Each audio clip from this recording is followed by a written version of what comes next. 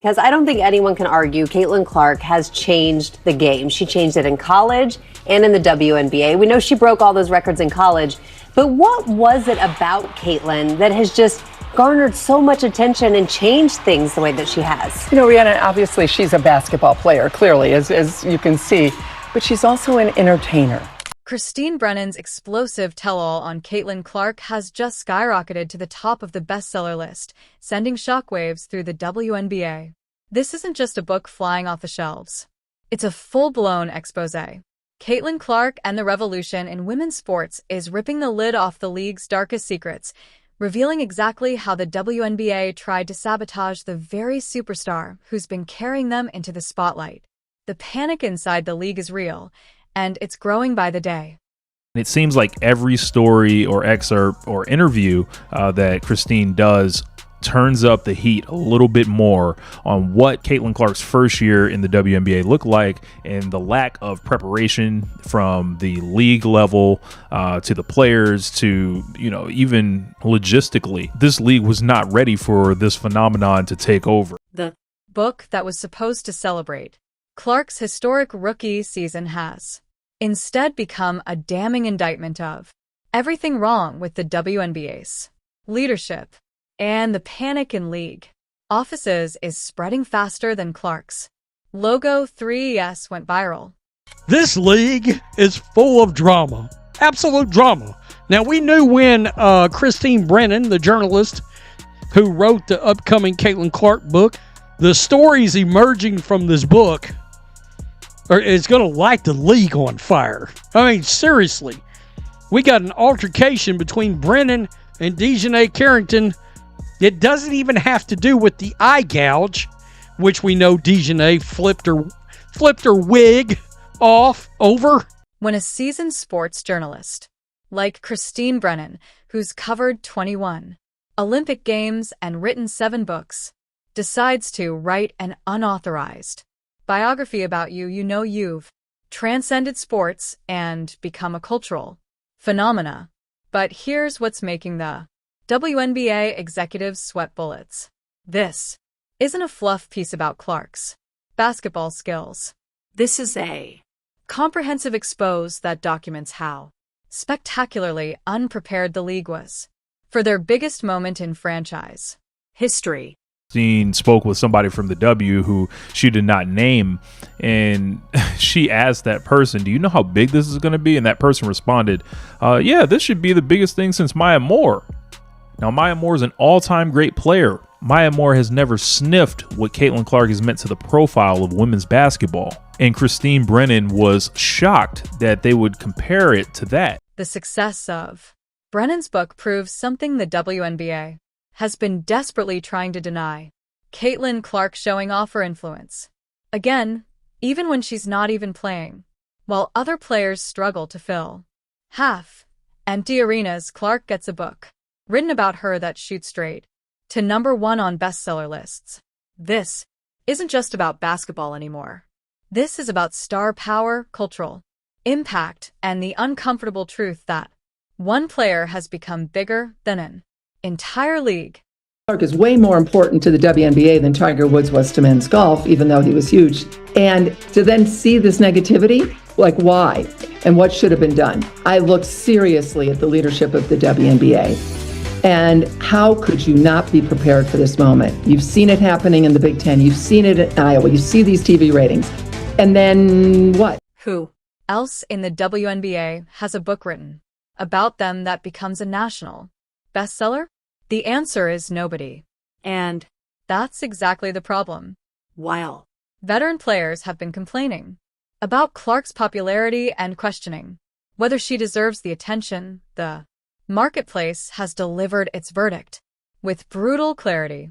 People aren't just buying this book because they love feel-good sports stories. They're buying it because they want the truth about what really happened during Clark's transition to professional basketball. People are doing a really good job promoting it for.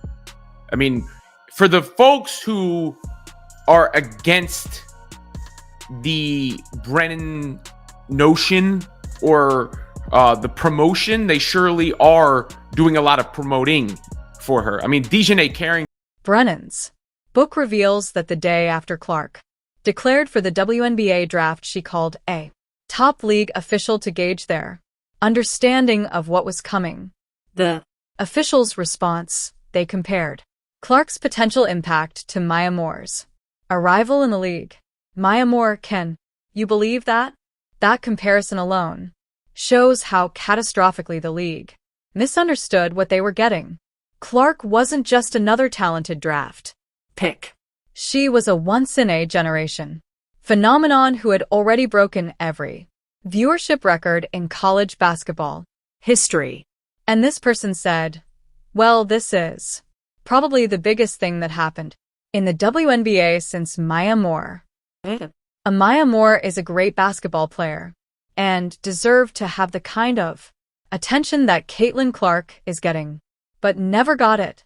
The notion that the WNBA wasn't ready for this, couldn't believe that this could happen, I think it set in motion so many of the issues and the conversations we've had about the jealousy and the concern that we see from some of the players. The cheap shot hits Kennedy Carter last year and Marina Mabury this year, that it just was the sense that this incredible thing is happening to the WNBA, and the league seems completely, utterly unprepared for it.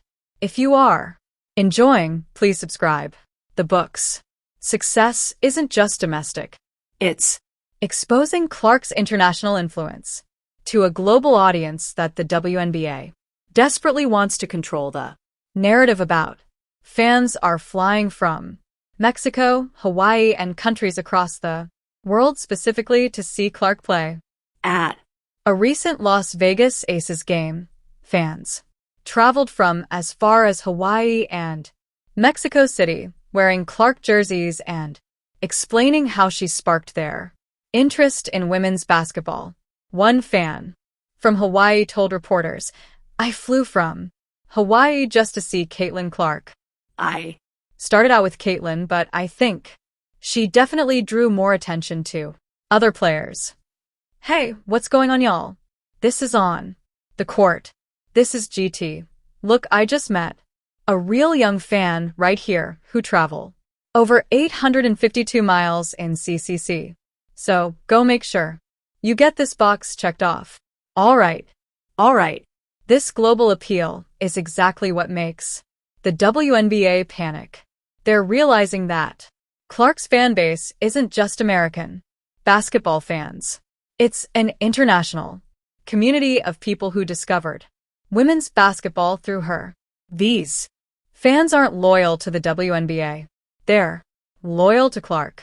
When she's injured and can't play, ticket prices plummet by 70% in 48 hours. When she's healthy, games are moved to larger venues to accommodate the crowds. The Washington Mystics moved their game against the Fever from their 4,200-seat home arena to the 20,000-seat Capital One Arena, specifically because of Clark. The Las Vegas Aces moved their matchup to T-Mobile Arena to accommodate the thousands of extra fans coming to see Clark face off against A.A. Wilson. These aren't just basketball fans. These are Clark fans who happen to watch basketball. We're going on vacation to Las Vegas, and we're going to go see Caitlin Clark at the Indiana Fever against Aces. The Aces. No way. We already have tickets. Really? Thank you. Thank once in a lifetime opportunity. Thank you guys.